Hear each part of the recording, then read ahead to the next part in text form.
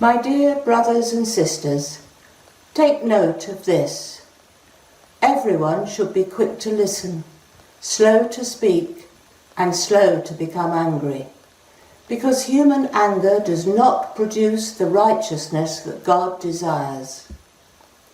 Therefore, get rid of all moral filth and the evil that is so prevalent, and humbly accept the word planted in you, which can save you.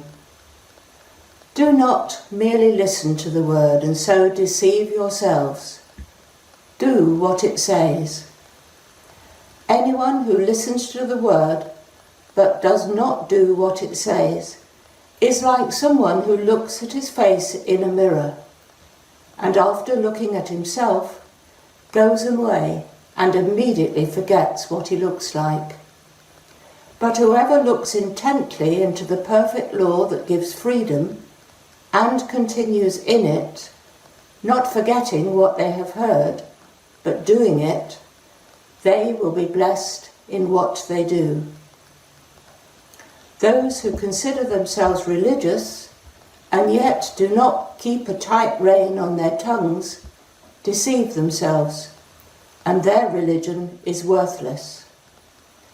Religion that God our Father accepts as pure and faultless is this: to look after orphans and widows in their distress, and to keep oneself from being polluted by the world.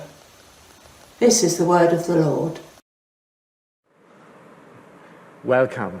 So good to be with you as we continue our series of the book of James, and we ask God to speak to us through it. And we pick up, of course, the story from last week that was all about the wonderful action of God.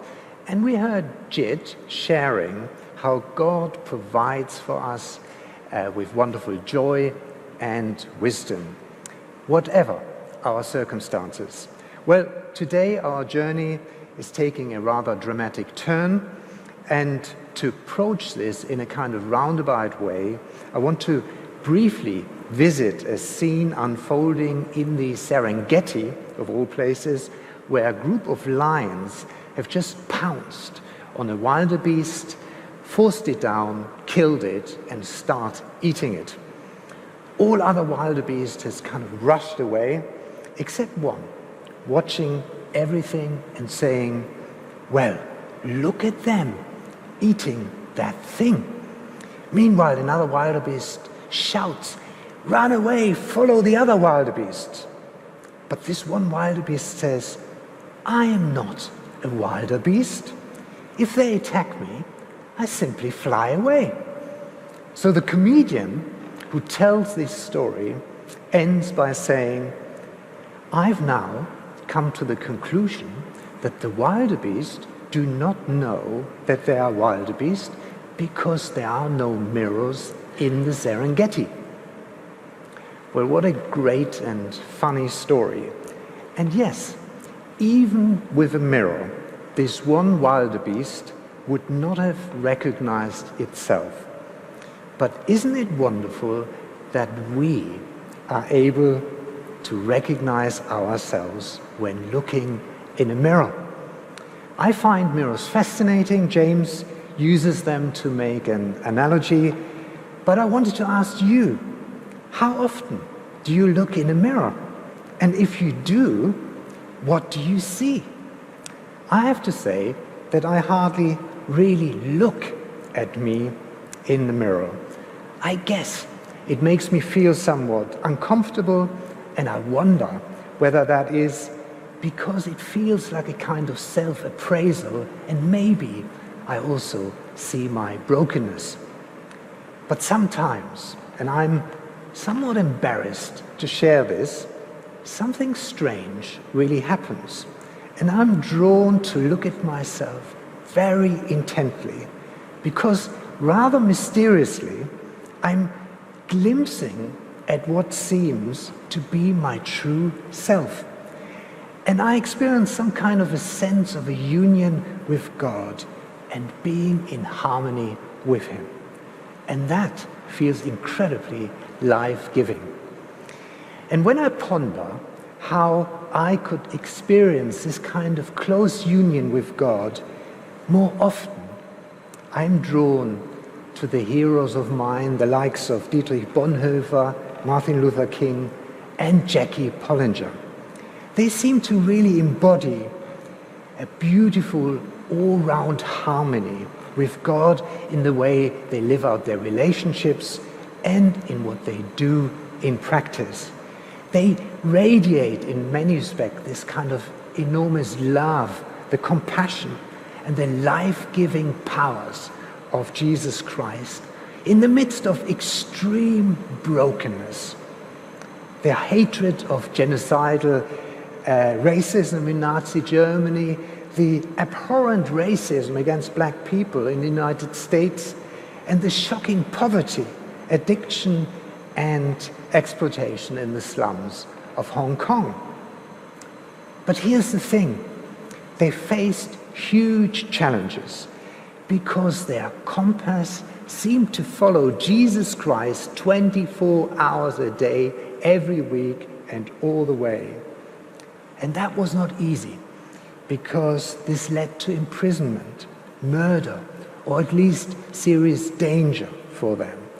But despite all this, somehow they also seem to be so fulfilled, so gracious, and so holy. And this really encourages me, because I get a strong sense that whilst Christ invited them on a particularly burdensome journey, he also gave them the strength and the wisdom to do it. They learned from Jesus how to live out the gospel, how to read and interpret scripture, what to see, what to emphasize, but also what to ignore or de-emphasize. So they learned about the importance of inclusion, of mercy, and of justice for the marginalized. And so Christ also carried their burden with them in a beautiful way. And in all this, we see God's blessing on them in very beautiful ways. And this then is the key message I have for all of us today. A message that cannot be emphasized enough. God blesses those who live out the gospel. It is so important to repeat again and again the promise that those who live an authentic life that is focused on Jesus Christ are blessed in wonderful ways, because we really do need constant encouragement. And that is because we are often challenged by such a messy and tough life, not least the brutal COVID pandemic that is reaping such havoc right now. Now, at first glance, today's reading seems to put more demands on us, might challenge us theologically. And that is because James turns from the action of God, so God blessing us with wonderful vibes and knowledge how to tackle things, he moves from there to the action he expects from us humans. In many respects, he points the finger at us and says in a rather direct way, so here is what you should do, what I expect you to do. But as I discern James and what he is saying, I realize that he's not really undermining the idea that we worship a God whose love we cannot earn by work, because his love is a gift. This is not really about earning God's favor or working for God's favor. No, James is a very practical man, and as a leader of the church in Jerusalem, he was a very sharp observer. So it makes sense to pay close attention to what he argues kept followers of Christ away from pursuing an authentic lifestyle. So here's what happened according to James. They drifted away from the gospel, verses 23 to 24. And as a consequence of this, they got sucked into all kind of harmful worldly things, verses 19 to 21, 26 to 27. And they decided themselves about deceiving it. They ended up not really pursuing in their ministries what God accepts as pure and faultless.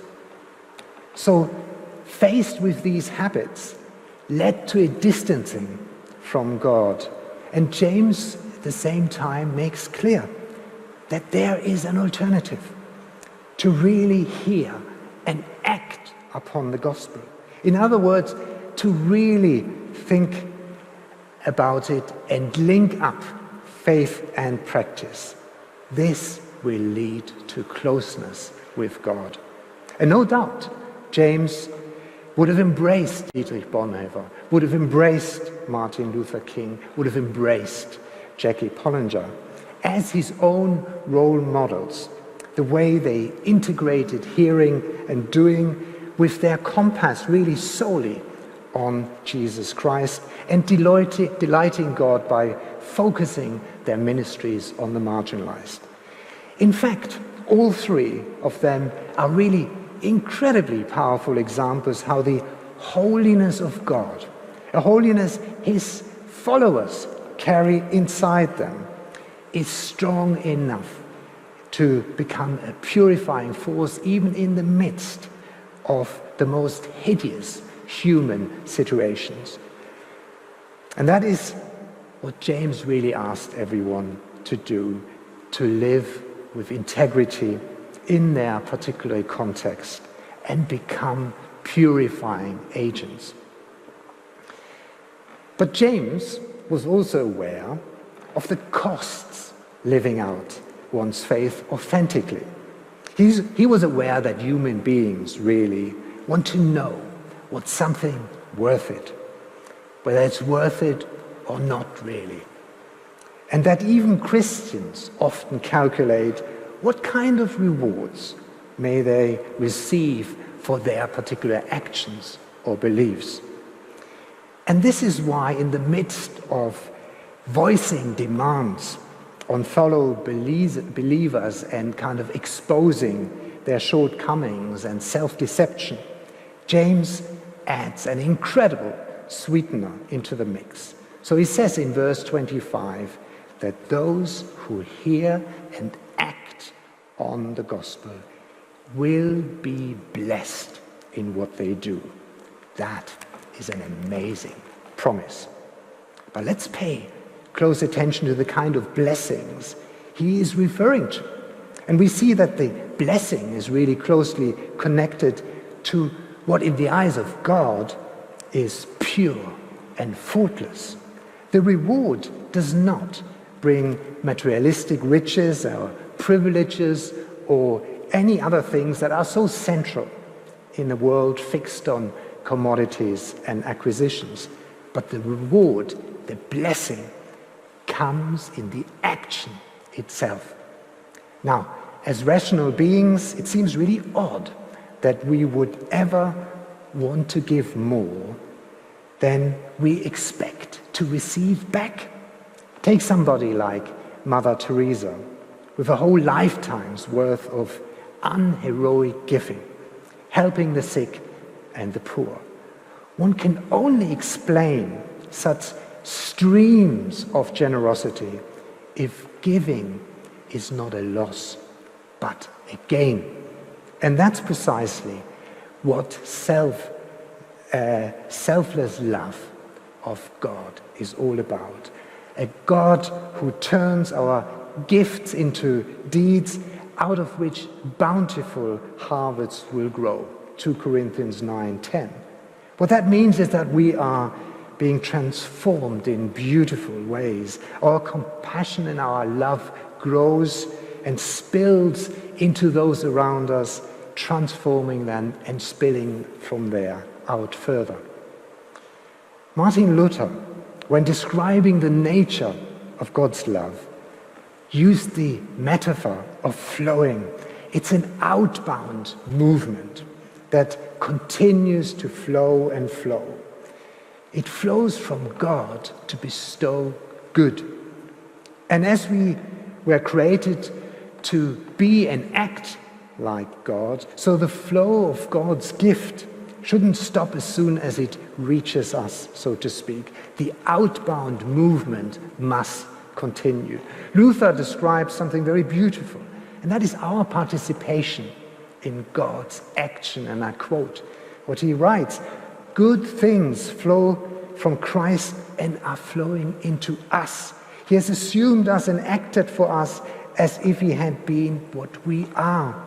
These good things flow from us on those who have need of them, so that we should lay before God our faith and righteousness, that they may cover and intercede for the sins of their neighbors, which we take upon ourselves, and so labor and serve them as if they were our own."